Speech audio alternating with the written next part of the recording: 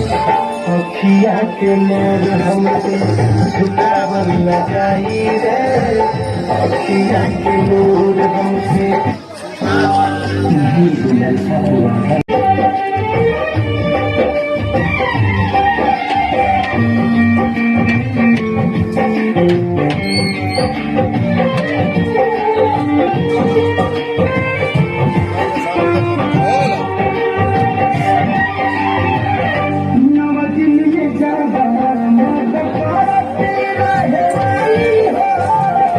पूरा